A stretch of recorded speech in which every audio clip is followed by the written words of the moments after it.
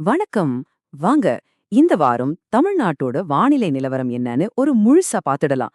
புயலா இல்ல வெயிலா? என்னதான் நடக்க போகுது? வாங்க தெரிஞ்சுக்கலாம். தீவிர புயல்னு ஒரு தலைப்ப பார்த்ததும் எல்லாருக்கும் ஒரு சின்ன பதட்டம் வந்திருக்கும், இல்லையா? ஆனா உண்மையிலே புயல் வருதா இல்ல சென்னை வானிலை ஆய்வு மையம் என்ன சொல்லுதுன்னு இப்ப தெளிவா ஆதாரத்தோட பார்க்கலாம் வாங்க. சரி, முதல்ல இந்த வானிலை மாற்றத்துக்கெல்லாம் என்ன காரணம்னு புரிஞ்சுக்கலாம்.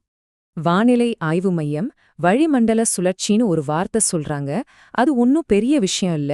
சிம்பிளா சொல்லணும்னா, நம்ம பூமியில வெப்பத்தை ஒரு இடத்துல இருந்து இன்னொரு இடத்துக்கு எடுத்துட்டு போற ஒரு பெரிய காத்து இயக்கம் தான் அது.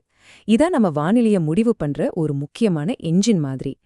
இப்ப நீங்க ரொம்ப முக்கியமா தெரிஞ்சுக்க வேண்டிய விஷயம் என்னன்னா, இந்த மழைக்கு காரணம் புயல் கிடையாது. இந்த ஸ்லைட்ல பாக்குற மாதிரி ரெண்டே ரெண்டு வளிமண்டல சுழற்சி தான் இதுக்கு காரணம். ஒன்னு அரபிக்கடல் பக்கத்துல இருக்கு, இன்னொன்னு வங்கக்கடல்ல இருந்து குமரி வரைக்கும் நீடிக்குது. இது ரெண்டும் சேர்ந்து தான் இந்த மழையை கொண்டு வருது. ஓகே, அப்போ அடுத்த 2 நாளைக்கு, அதாவது மார்ச் 15, 16ல வானிலை எப்படி இருக்கும்னு பாத்திரலாம். இந்த டேபிள கொஞ்சம் பாருங்க. மார்ச் 15ஆம் தேதி நீலகிரி மாவட்டத்திலையும் தென் தமிழகத்தோட கடலோர பகுதிகள்லயும் மிதமான மழைக்கு வாய்ப்பிருக்கு. மத்த மாவட்டங்கள்ல பெருசா மழை இருக்காது, வறண்ட வானிலை தான்.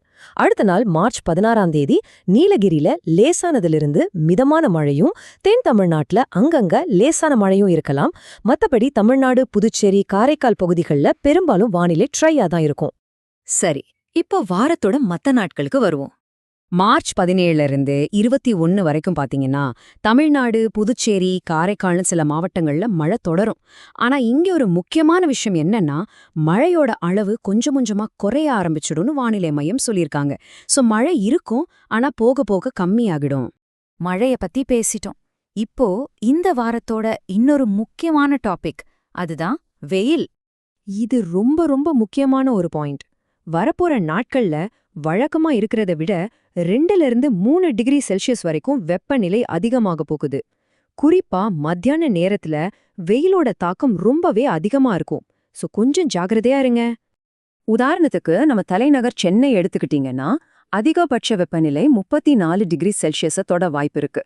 அதே மாதிரி குறைந்தபட்ச வெப்பநிலை 25 டிகிரி செல்சியஸா இருக்கும்னு கணிக்கப்பட்டிருக்கு. அடுத்து நம்ம மீனவ நண்பர்களுக்கான ஒரு முக்கியமான செய்தி. ஒரு சூப்பரான நல்ல செய்தி என்னன்னா, இந்த வாரம் கடலுக்கு போற மீனவ நண்பர்களுக்கு எந்த விதமான எச்சரிக்கையும் கிடையாது. இன்னும் தெளிவா சொல்லணும்னா, மார்ச் 15ல இருந்து 19ஆம் தேதி வரைக்கும் தமிழக கடலோர பகுதிகள், வங்கக்கடல், அப்புறம் அரேபிக்கடல் பகுதிகள்ல மீன்பிடிக்க போறதுக்கு எந்த பிரச்சனையும் இல்ல. கடல் இயல்பான நிலையில தான் இருக்கும்னு சொல்லிருக்காங்க. ஓகே, இப்போ இந்த வாரம் முழுக்க வானிலை எப்படி இருக்கும்னு ஒரு சுருக்கமா பாத்துடலாம். இந்த வாரத்தை பொறுத்த வரைக்கும் இந்த 3 விஷயங்களை மட்டும் நல்லா ஞாபகம் வச்சுக்கோங்க. 1, மழையோட அளவு படிப்படியா குறைய போகுது.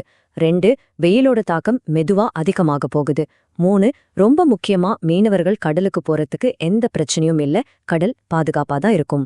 மழை குறைஞ்சு வெயில் அதிகமாகறத பாக்கும்போது நம்ம மனசுல ஒரு கேள்வி வருது. அப்போ சம்மர் அஃபிஷியலா ஸ்டார்ட் ஆயிடுச்சா? கோடைக்காலம் முழுசா தொடங்கிடுச்சுன்னு எடுத்துக்கலாமா? இத பத்தி நீங்க என்ன நினைக்கிறீங்க?